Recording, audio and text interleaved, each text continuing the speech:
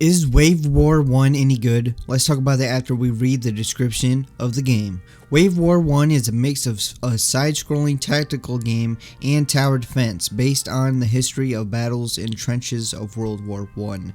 Now that is the description of the game, but I just want to say on the game's store page, it actually, in like its advertisement, when you scroll down, it shows that there is a PvP mode in this game, a player versus player, and it says you can either play the full single player campaign or train and test your skills versus AI. But in the image, in the thing above it, it actually shows player versus player, but that's not in the game. There is no PvP in this game. You will be fighting AI the entire time you're playing.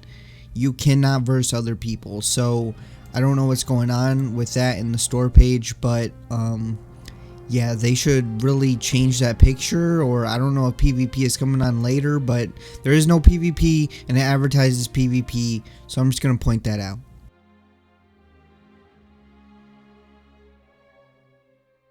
In Wave War 1, you have cards, and basically cards are your different kinds of troops, and each card has a different price and a different unit, and you get money just by waiting. You don't get money by killing the enemies or pushing or whatever. You just kind of sit there and your money goes up slowly, and when you have enough money, you buy the unit, you click the card, the unit comes out, and the gameplay is basically, it's mostly watching like AI fight each other, and it's not smart AI either. It's very stupid AI just fighting each other, and you have two things that you can do. Well, actually three things, but technically two. There are three things that you can do are choose a unit to spawn in when you have enough money. You can make them advance, and you can make them rush. But the problem is, when you click rush, they don't actually rush. They just get out of cover, and instead of standing in the trench, they stand above the trench, and they just it's kind of like advancing, except for, no, actually it's exactly like the advance button. So advance and rush do the exact same things. They don't even rush. They do the same exact things as advance.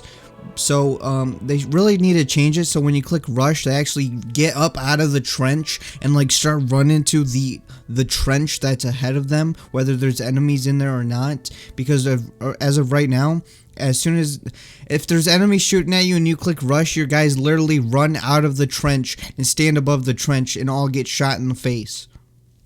So to win, you have to go all the way to the right side of the map.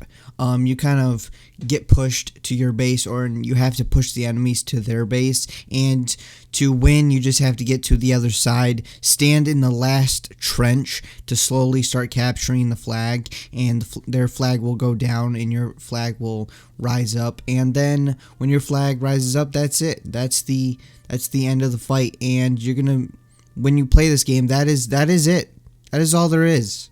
That is the entire combat, the entire fight. You spawn in troops, you get pushed to the left, you get pushed to the right. There's no controlling what the troops do really, except for advance, and that just gets very boring because you're just sitting there watching and you don't have much control over how they advance or where they go, or if they use some, you know, the units use like a special ability or something. But you do have one special ability, and it's also a card that...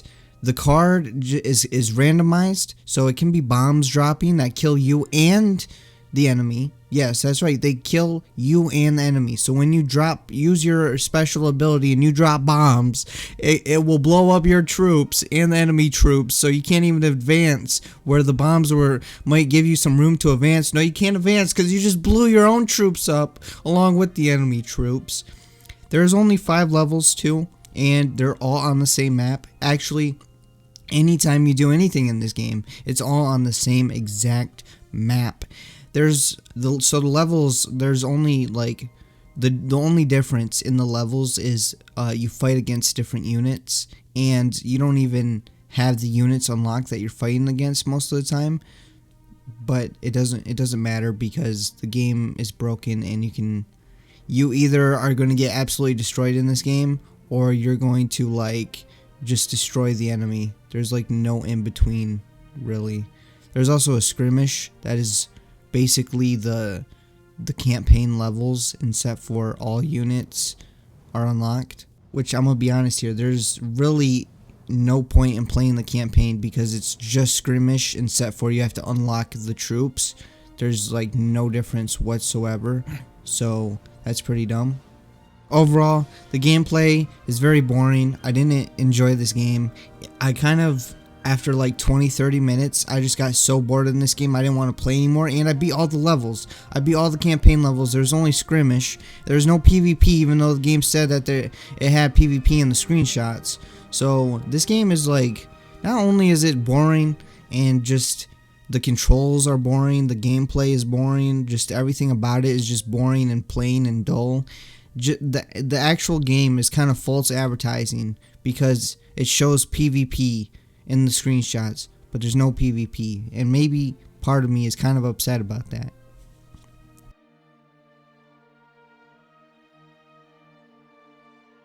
This game looks okay, and only okay. Honestly, I don't really like the design and the graphics of the characters. They just seem too simple, and I don't know. I don't really like them. And the ground compared to the characters, I think looks a little weird. In the particle effects, in the bullets, they just look out of place. The particles and the bullets, they're like so neon and bright. It didn't really look like it belonged there, like it blended in with the rest of the graphics. I don't know, I didn't really care for the graphics of the game. Just kind of like the gameplay. I didn't care for the gameplay, I don't care for the graphics, unfortunately.